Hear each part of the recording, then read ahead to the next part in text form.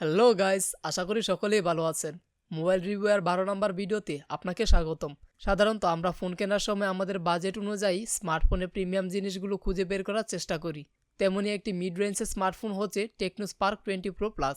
ফোনটি বাজেট অনুযায়ী কিছু অসম্ভব সুন্দর সুন্দর প্রিমিয়াম দিক রয়েছে এবং তার পাশাপাশি একেবারেই হালকা ঘাটতির দিকও রয়েছে, যা না বললেই চলে।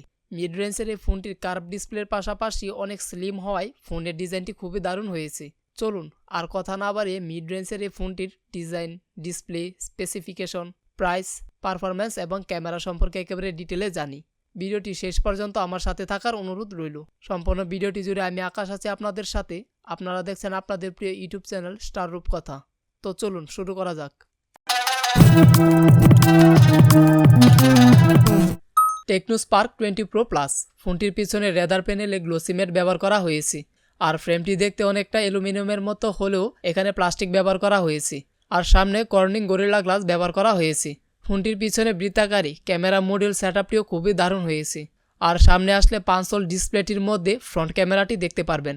আমি আশা করি ফোনটির ডাবল কার্ভ ডিজাইন, অর্থাৎ সামনে এবং পিছনে দুই দিকেই 56.5 ডিগ্রি গোল্ডেন অ্যাঙ্গেলে কার্ভড হওয়ায় আপনার কাছে ফোনটি ভালো লাগবে। যাই হোক, ফোনটির উচ্চতা 6.48 ইঞ্চি এবং প্রস্থে 2.95 ইঞ্চি। ফোনটির থিকনেস 7.55 মিলিমিটার, যাকে আল্ট্রা স্লিম বলে সম্বোধন করা হয়েছে, এবং এর ওজন 175 গ্রাম। বরাবরের মতো এখন ফোনটির পোর্টস অ্যান্ড বাটনগুলোতে কী রয়েছে চলুন দেখি। ফোনটির নিচে প্রথমেই রয়েছে সিম কার্ড স্লট। এখানে দুটি ন্যানো সিম কার্ড ব্যবহার করতে পারবেন। তারপরে মাইক্রোপোর্ট, ইউএসবি টাইপ সি পোর্ট এবং স্পিকার গ্রিল। ফোনটির ডানের উপরের দিকে রয়েছে ভলিউম আপ ও ভলিউম ডাউন বাটন এবং এরই নিচে রয়েছে পাওয়ার অন অফ বাটন। বাম দিকে ফোনটির কিছুই দেয়নি। ফোনটির উপরে রয়েছে স্পিকার গ্রিল, অর্থাৎ স্টেরিও স্পিকার, এবং এখানে একটি নয়েজ ক্যান্সেলিং মাইক্রোফোন রয়েছে। আর ফোনটি আন্ডার ডিসপ্লে ফিঙ্গারপ্রিন্ট হওয়ায় ডিসপ্লেতে ফিঙ্গারপ্রিন্ট সেন্সরটি দেখা গেছে এবং তা খুবই দ্রুত কাজ করছিল। ফোনটি 3টি কালার ভেরিয়েন্টে লঞ্চ হয়েছে আমাদের দেশে। কালার ভেরিয়েন্টগুলোর নামগুলো একটু আনকমন। সেইগুলো হচ্ছে লুনার ফ্রস্ট, টেম্পোরাল অরবিটস এবং ম্যাজিক স্কিন 2.0 গ্রিন। বন্ধুরা, কালারের কোন ভেরিয়েন্টটি আপনাদের কাছে বেশি ভালো লেগেছে তা অবশ্যই কমেন্ট করে জানাতে ভুলবেন না। বন্ধুরা, এখন এই ফোনটির সবথেকে হাইলাইট দিক ডিসপ্লেতে আসি। টেকনো স্পার্ক 20 প্রো প্লাস এতে 6.78 ইঞ্চির ফুল এইচডি প্লাস একটি এমুলেট ক্যাপাসিটিভ টাচস্ক্রিন ডিসপ্লে ব্যবহার করা হয়েছে, যার রেজলিউশন 1080x2436 পিক্সেল, এবং স্মুথ পারফরম্যান্সের জন্য এখানে 120 হার্জের ফাস্ট রিফ্রেশ রেট ব্যবহার করা হয়েছে, যা মোবাইলটির সফটওয়্যার অনুযায়ী পরিবর্তন হতে দেখা যাবে।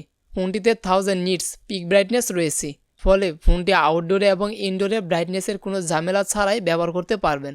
এই ফোনটির ডিসপ্লেতে 16 মিলিয়ন কালার দেখা যাবে। ডিসপ্লেটি এমুলেট হওয়ায় ভিডিও এবং গেম খেলার সময় কালারগুলো খুবই স্মুথভাবে দেখা যাবে। ওভারঅল ডিসপ্লে এবং ডিজাইনের জন্য আপনার কাছে ভিডিওটিতে একটি লাইক দেওয়ার অনুরোধ রইল।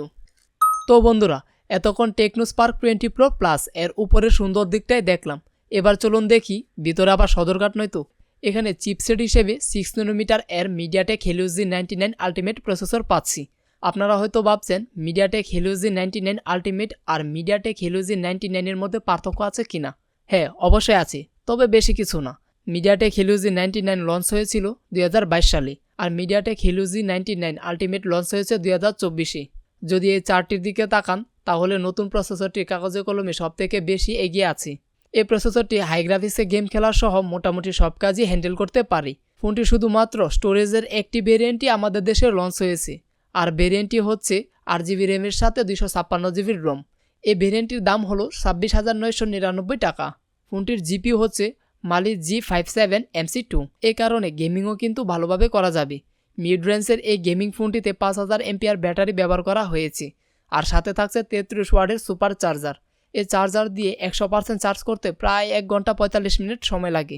ফোনটির সবথেকে মজার একটি ব্যাপার হলো এখানেও আমরা সেই আইফোনের ডাইনামিক পোর্টটি দেখতে পেয়েছি, যা আইফোনের ডাইনামিক আইল্যান্ডের মতোই। 5 ডিসপ্লেটির ফ্রন্ট ক্যামেরার নিচে সবসময় এই ডাইনামিক আইল্যান্ডটি দেখা যাবে। তো বন্ধুরা, ফোনটির এত সুন্দর স্পেসিফিকেশনের জন্য আপনাদের কাছে ভিডিওটি শেয়ার করার অনুরোধ রইল। এখন মিড রেঞ্জের এই গেমিং ফোনটির স্কোর কত এবং পারফরম্যান্স কেমন দেবে চলুন দেখে আসি। এর বেঞ্চমার্ক রেজাল্টে দেখা গেছে এর অন্তত স্কোর প্রায় 4 লাখের উপরে থাকবেই। তো এখানে MediaTek Helio G99 ultimate processor ব্যবহার করা হয়েছে, তাই মিডিয়াটেক হেলিও G99 প্রসেসর দেওয়া ফোনগুলোতে আমরা যেমন গেমিং পারফরম্যান্স দেখতে পেয়েছিলাম, এখানেও তার থেকে ভালো একটু পারফরম্যান্স দেখতে পাচ্ছি। চলুন পাবজি খেলে দেখা যাক। পাবজিতে সর্বোচ্চ হাই ফ্রেম রেটে এইচডি গ্রাফিক্সে খেলা যায়। এই হাই সেটিংয়ে দীর্ঘ সময় খেলার পর ফোনটির সর্বোচ্চ তাপমাত্রা 37 ডিগ্রি হয়েছিল, যা একদমই স্বাভাবিক। আর নর্মাল গ্রাফিক্সে খেলার সময় দেখতে পেয়েছি ফোনটি আরও স্টেবল পারফরমেন্স ধরে রাখতে পারছিল। হাই কোয়ালিটি গেমগুলো এই ফোনটি দিয়ে খুবই স্মুথভাবে খেলতে পারবেন। তবে এখানে একটু জোর দিয়ে বলছি, যারা ফ্রি ফায়ার খেলার জন্য মিড রেঞ্জের গেমিং ফোন খুঁজছেন, এই ফোনটি আপনাদের ফ্রি ফায়ারের সম্পূর্ণ চাহিদা পূরণ করতে সক্ষম। এখানে ফুল আল্ট্রা গ্রাফিক্সে একদম স্মুথভাবে খেলতে পারবেন। আমি মনে করি গেম খেলার জন্য ফোনটি আসলেই বাজেট অনুযায়ী অন্যান্য ফোন থেকে এগিয়ে আছে। এখানে একদম latest out of the box Android 14 ব্যবহার করা হয়েছে ফোনটির অপারেটিং সিস্টেমের জন্য, এবং ইউআই ভার্সন হিসেবে থাকছে iOS 13.6.0। আনঅফিশিয়ালিভাবে জানা গেছে এখানে 1 বছরের একটা মেজর আপডেট দেওয়া হবে এবং 2 বছরের রেগুলার আপডেট দেবে। এখানে iOS এর কিছু ফিচার দেখতে পেয়েছি যা খুবই দারুণ ছিল, যেমন এআই ওয়ালপেপার চেঞ্জ করা। এই ফোনটির ডিসপ্লে এমুলেট হওয়ায় ভিডিও দেখতেও খুব দারুণ লাগছিল এবং স্টেরিও স্পিকারও ভালো সাপোর্ট করছিল, যার ফলে ফোনটিতে একদম ক্লিয়ার সাউন্ড পেয়েছি। এই ফোনটিতে IP53 রেটিং আছে, যার ফলে টুকটাক পানির ফোঁটা পড়লেও ভালোভাবে ব্যবহার করতে পারবেন। এই ফোনটির কানেক্টিভিটির কথা বলতে গেলে এখানে ব্লুটুথে 5.2, ওয়াইফাই 2.4+5 GHz এবং NFC সাপোর্ট সহ ভালোই কানেক্টিভিটি দেখতে পেয়েছি। আপনারা যারা 27,000-এর মধ্যে মোটামুটি মিড রেঞ্জের ভালোই গেমিং ফোন খুঁজছেন, তারা এই ফোনটি নিতে পারেন। বন্ধুরা, আপনাদের কাছে অনুরোধ রইল, চ্যানেলটিতে নতুন হয়ে থাকলে সাবস্ক্রাইব করে পাশে থাকবেন।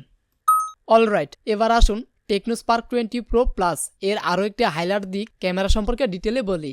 ফোনটিতে একটি বক্সের মধ্যে ট্রিপল ক্যামেরা সেট করা হয়েছে। এখানে ব্যবহার করা হয়েছে 108 মেগাপিক্সেলের মেন শুটার, এবং দ্বিতীয়টি হচ্ছে 2 মেগাপিক্সেলের একটি ম্যাক্রো সেন্সর, এবং তৃতীয়টি হচ্ছে 2 মেগাপিক্সেলের একটি ডেট সেন্সর। যদিও এখানে কাজও সেন্সর মাত্র একটি, যাই হোক, ফ্রন্টে আসলে এখানে পেয়ে যাবেন 32 মেগাপিক্সেলের একটি সেলফি ক্যামেরা। এখন আপনাদের পেছনের ক্যামেরা দিয়ে তোলা কিছু ছবি ধাপে ধাপে দেখাচ্ছি। আমরা দিনের আলোতে মিড রেঞ্জের এই ফোনটি দিয়ে বাজেট অনুযায়ী ছবির মান খুবই ভালো দেখতে পেয়েছি, এবং রাত্রেও তা খুবই ভালোই কাজ করছিল। ফোনটির পিছনে মেন শুটার দিয়ে সর্বোচ্চ 30 fps 2K-তে ভিডিও রেকর্ড করতে পারবেন। তবে এখানে কোনো স্টেবিলাইজেশনের সুবিধা রাখা হয়নি। এর ফ্রন্ট ক্যামেরা দিয়ে 30 fps 1080 পিক্সেলে ভিডিও রেকর্ড করতে পারবেন।